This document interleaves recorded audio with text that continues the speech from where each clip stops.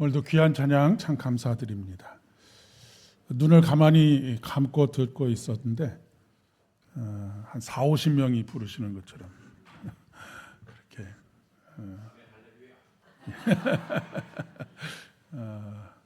여러분 눈으로 목격하셨지만 자리가 많이 비어 있습니다. 선착순으로 받겠습니다. 아무나 받아들이지 않습니다. 선착순으로 오셔서 함께 찬양할 수 있었으면 좋겠습니다. 여러분 영원한 하나님의 품에 안겨서 우리가 할 수 있는 유일한 것이 뭘까요? 하나님을 찬양하는 것입니다. 여기서 열심히 잘 훈련하셔서 천국에 가서 삑사리 내지 마시고 은혜 가운데 찬양하실 수 있었으면 좋겠습니다. 얼마 전에 지난 한 해 동안 성경을 필사하신 분들, 그리고 또 매주일 주보에 실어드리는 성경을 풀어내신 분들에게 작은 선물을 드렸습니다.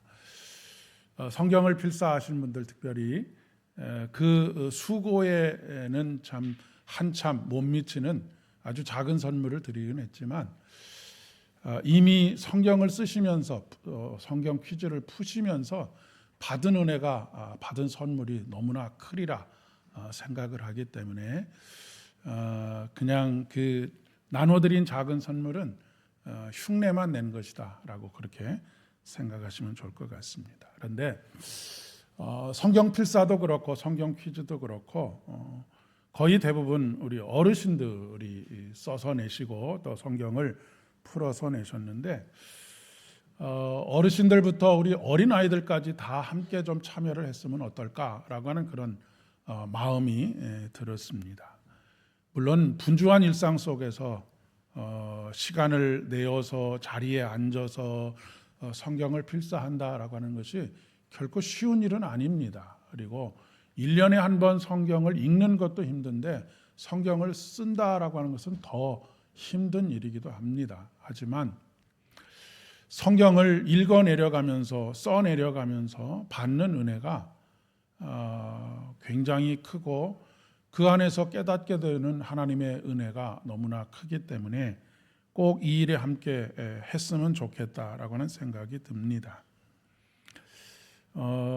성경 66권의 총 장수가 1189장 정도 됩니다. 그러니까 1년에 쓰기에는 조금 무리가 따르겠고 한 3년 정도 좀 여유 있게 쓰시면 어떨까 싶습니다.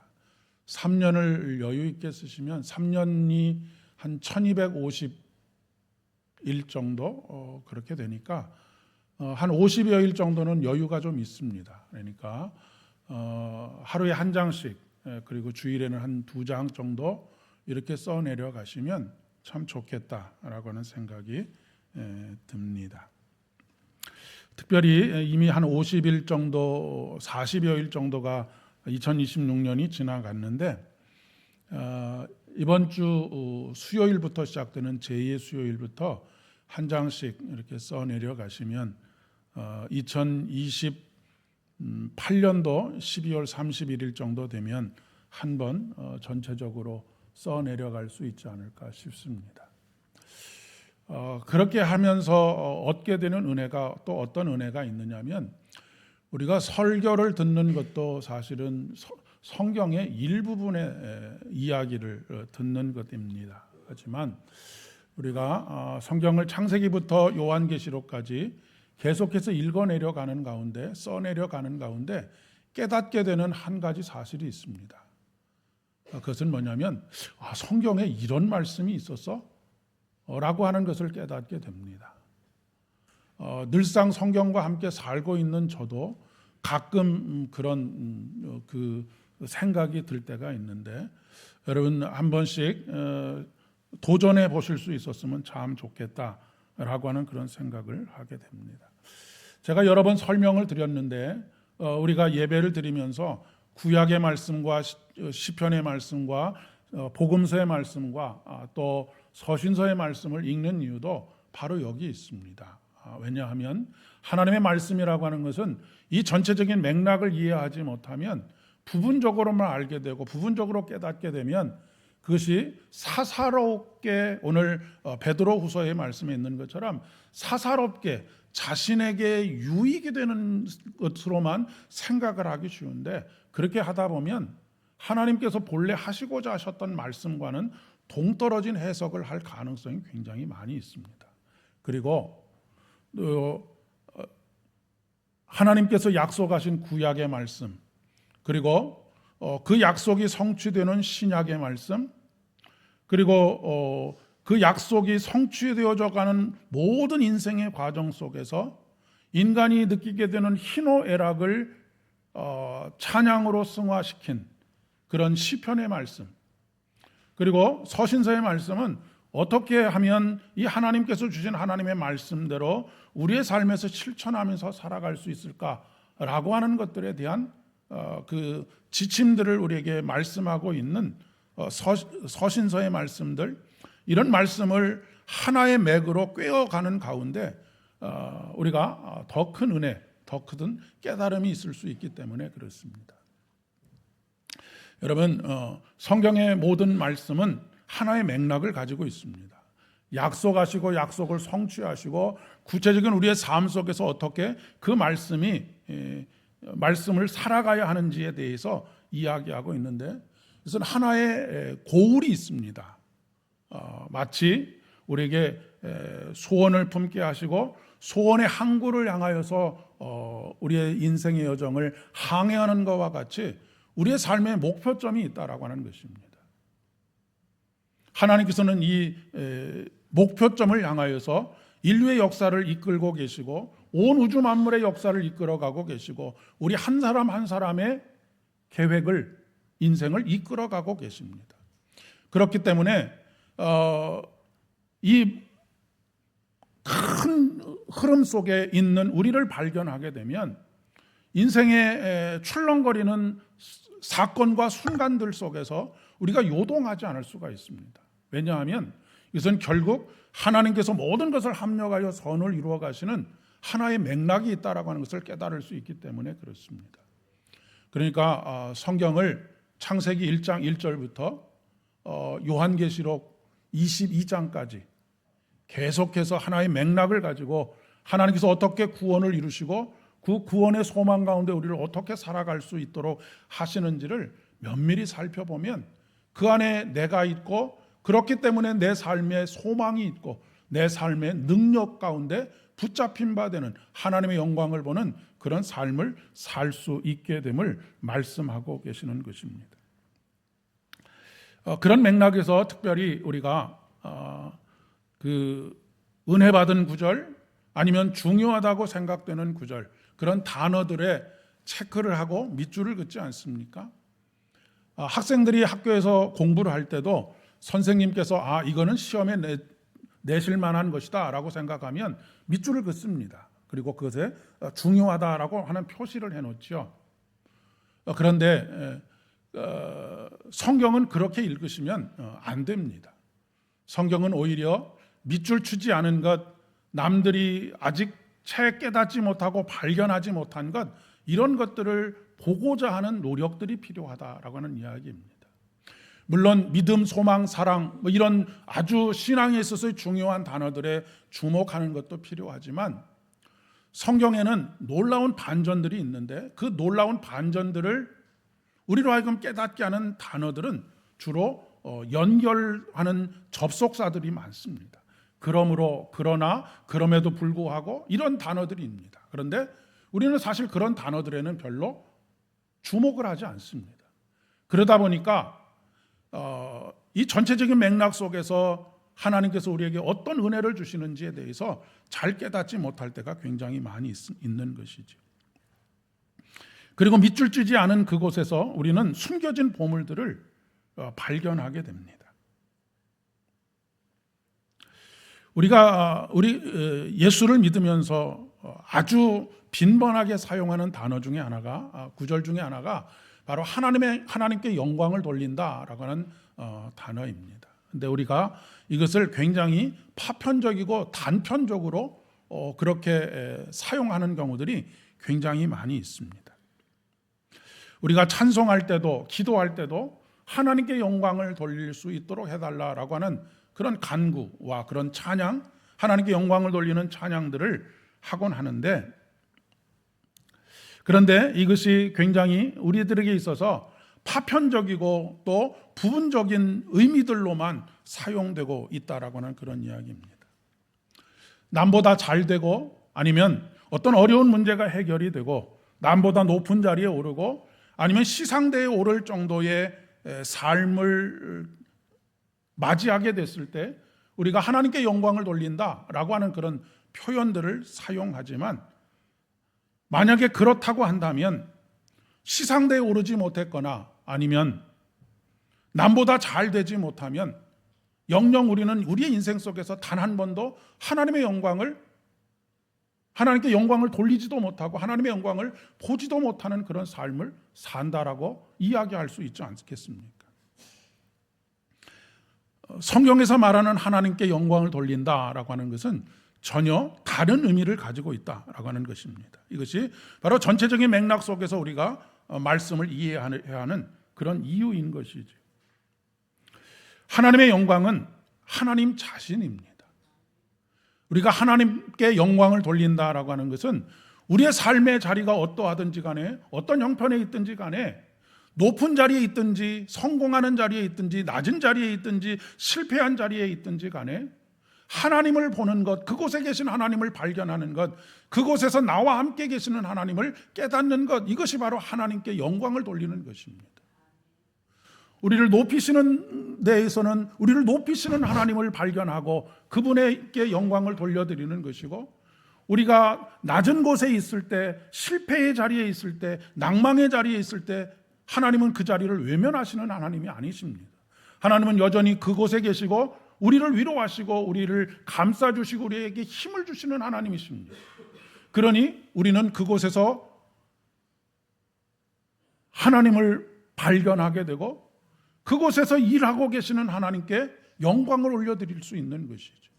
높이시는 일도 하나님께서 하시는 일이고, 낮은 곳에서 우리와 함께 계시고 우리를 돌보시고 우리에게 힘과 용기를 주시는 분도 하나님이십니다. 그러니 그 일을 하시는 하나님께 그 일에 걸맞는 영광을 올려드리는 것, 이것이 바로 하나님께 영광을 올려드리는 것이다 라고 할 수 있다는 말씀입니다. 우리가 하나님께 어떤 영광을 드린다라고 그렇게 생각하지만 오히려 정반대입니다. 하나님께서는 영광을 우리에게 주셨습니다. 어떤 영광을 우리에게 주셨느냐면, 영광 그 자신이신 하나님께서 하나님의 독생하신 예수 그리스도 성자 하나님을 우리에게 주셨습니다. 이것이 바로 우리에게 영광을 주신 것입니다. 우리가 그분에게 영광을 드리는 것이 아니고 하나님께서 우리에게 영광을 주시는 것입니다. 그리고 우리는 그 영광을 받아 누리는 것입니다.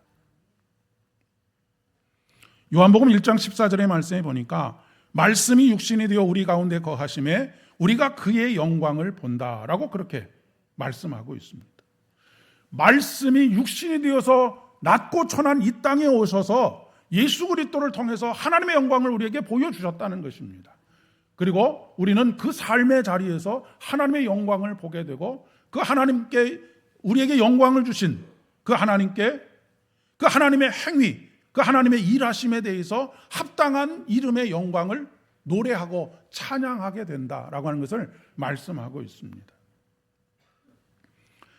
우리가 그의 영광을 보니 아버지의 독생자의 영광이요 은혜와 진리가 충만하다라고 그렇게 말씀하고 계십니다. 하나님께서는 높고 높은 하늘 보좌에 계시지만 높은 곳에서만 하나님께 영광이 아니고 동시에 낮고 천한 우리의 삶의 구체적인 자리, 냄새나는 자리, 구정물에 손을 넣어야 하는 그 자리, 그 자리에서도 하나님께서는 우리와 함께 계시고 우리와 사시고 앞으로도 사신다라고 하는 것을 말씀하고 계시는 것이죠. 우리는 어디에서 영광을 보느냐면 하나님께서 이 땅에 보내주신 예수 그리스도 안에서 우리는 하나님의 영광을 보게 됩니다. 그런데 그 하나님은 어디에서 주로 일하십니까? 십자가 위에서 일하십니다. 병자들을 찾아가시고 고통 가운데 있는 자들을 찾아가셔서 그들과 함께 계시고 그들과 함께 그들의 친구가 되어주시는 분이 바로 하나님이십니다. 그런데 문제는 우리의 눈이 가리워져서 우리 인생의 대부분의 시간들, 여러분, 우리가 인생을 살아가면서 남보다 높아지는 자리, 아니면 남들이 다 부러워하는 시상식 자리에 서는 그런 자리가 몇 번이나 있겠습니까? 그런데 날마다 그 자리를 꿈꾸며 살면서 그런 자리에 이르지 못하니 하나님의 영광을 드러내지 못했다고, 하나님께 영광을 돌리는 삶을 살지 못했다고 날마다 낙심하고 낭망하고 절망 중에 살아가는 이들이 얼마나 많이 있는지 모릅니다.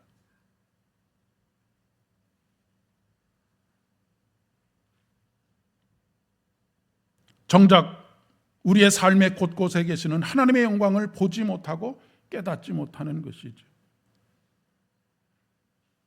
성경에서도 밑줄 친 곳에서만 은혜를 구하다 보니까 더 큰 삶의 자리에서, 삶의 곳곳에서 우리에게 은혜를 베풀으시는 하나님을 깨닫지 못하는 것과 같습니다. 아무쪼록 하나님께서 우리의 눈을 열어주셔서 우리의 눈물 나는 자리에도, 우리가 낮아진 자리에도, 피하고 싶은 그 자리에도 우리를 찾아오시고 우리 가운데 거하시고 날마다 우리 가운데 살아계시는 그 하나님을 발견하고 그분의 영광을 노래하는 저와 여러분 되실 수 있기를 바랍니다. 시편의 시인은 이렇게 노래합니다.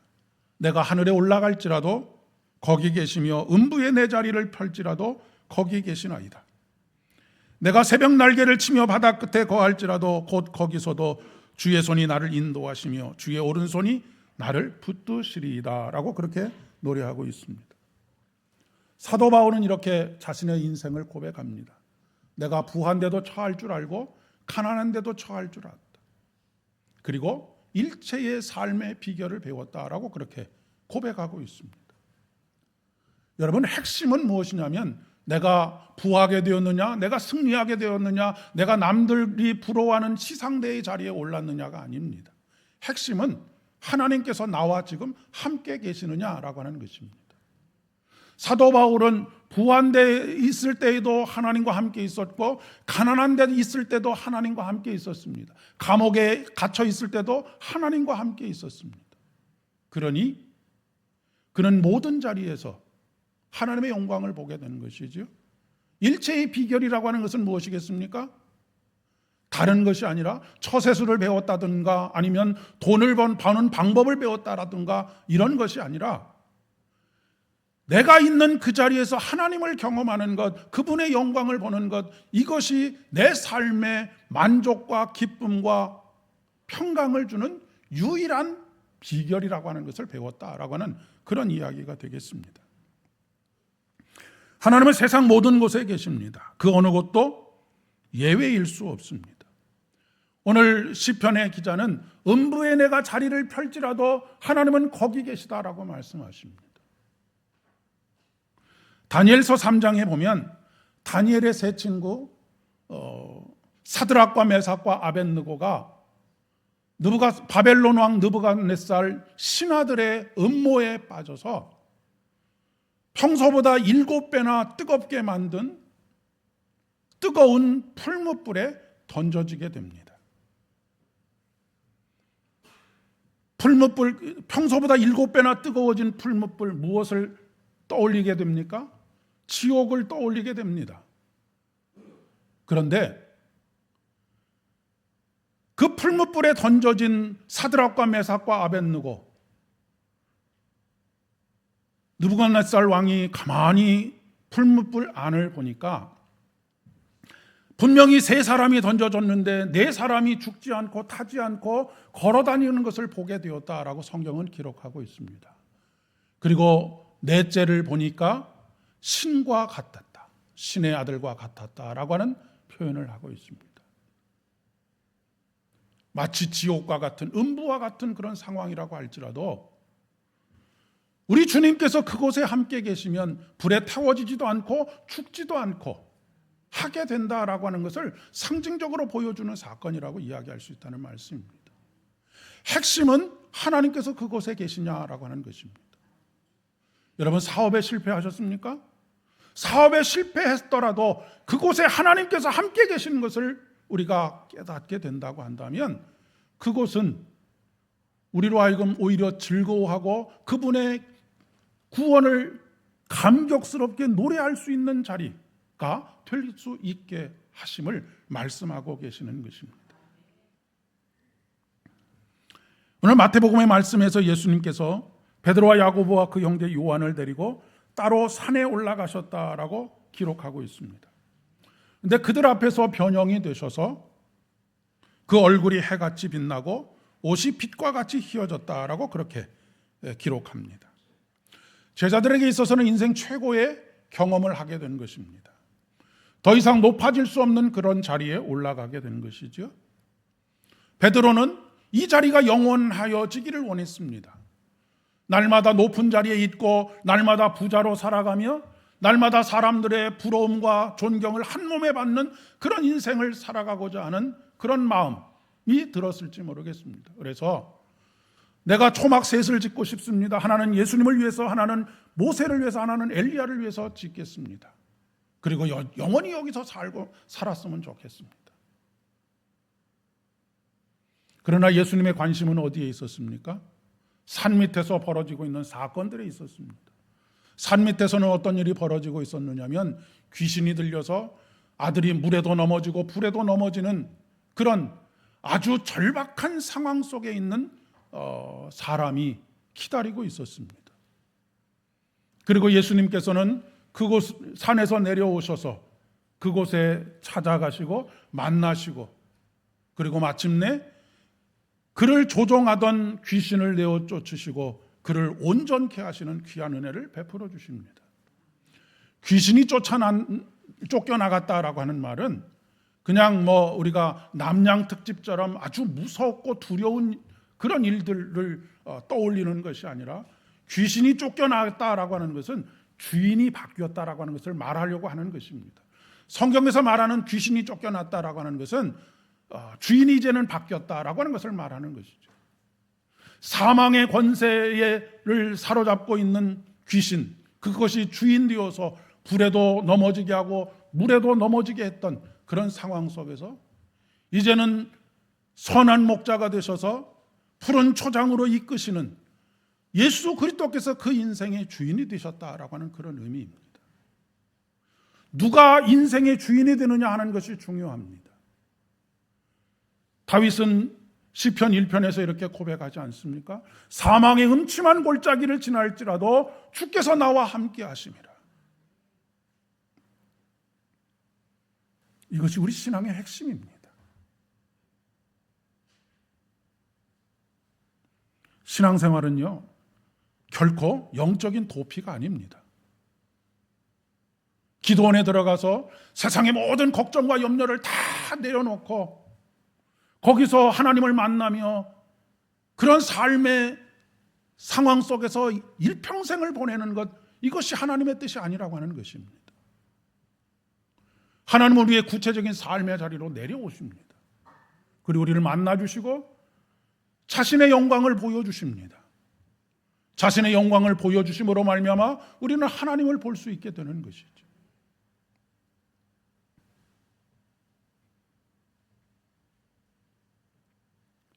하나님께서 모세를 산으로 부르셨습니다. 그리고 구름 가운데 백성들은 불같이 임하시는 하나님을 보게 되었습니다. 모세는 40일 동안 그 산에 머무르면서 무엇을 했겠습니까? 하나님께서 그를 부르시는 이유가 무엇입니까? 말씀을 주시기 위함입니다. 어떤 말씀을요?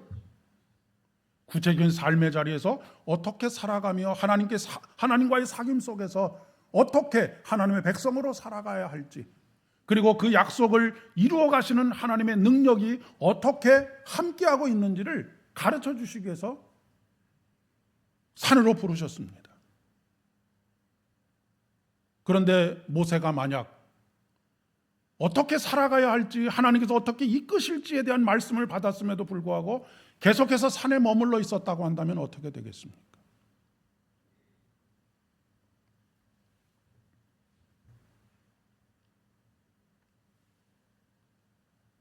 그러니 우리는 우리의 삶의 고통스러운 자리, 아니면 낮아진 자리, 그런 자리에서 벗어나려고 몸부림을 치는 것이 아니라 그곳에서 하나님의 영광을 보기를 구하는 삶을 사셔야 한다는 것입니다. 계속 그런 상황에 머물러만 있어라 라고 하는 말씀이 아니고요, 핵심은 어떤 삶의 상황 속에 있든지 간에 하나님의 영광을 경험하는 것이 중요하다라고 하는 그런 말씀입니다. 그렇지 않으면 우리의 인생의 거의 대부분의 시간들은 쓸모없는 시간이 되고 맙니다.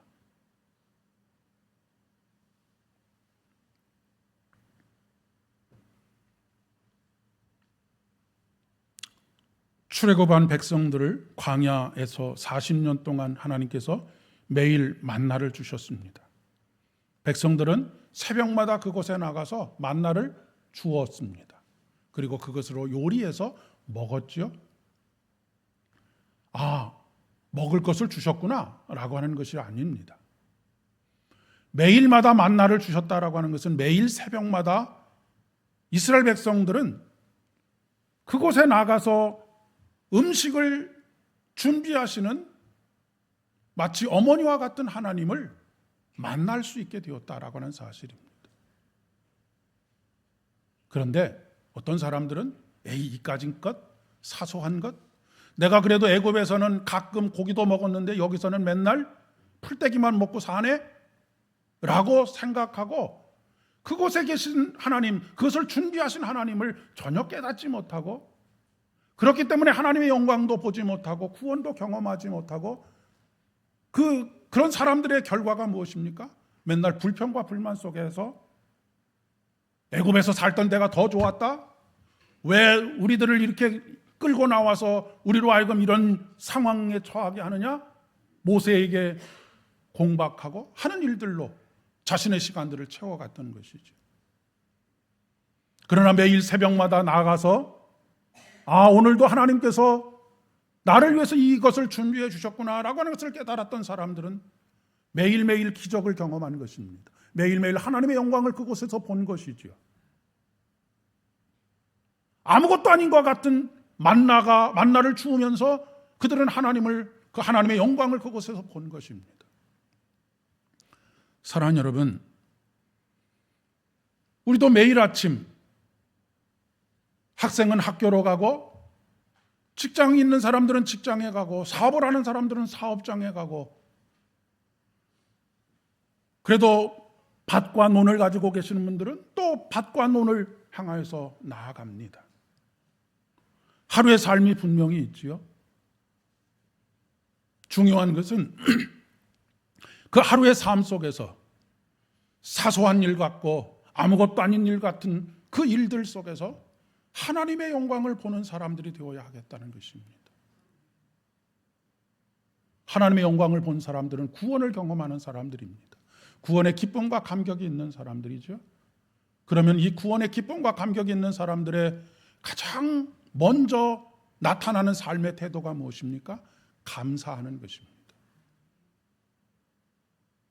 사도 바울이 괜히 우리에게 항상 기뻐하라, 쉬지 말고 기도하라, 범사에 감사하라라고 말하는 것이 아닙니다.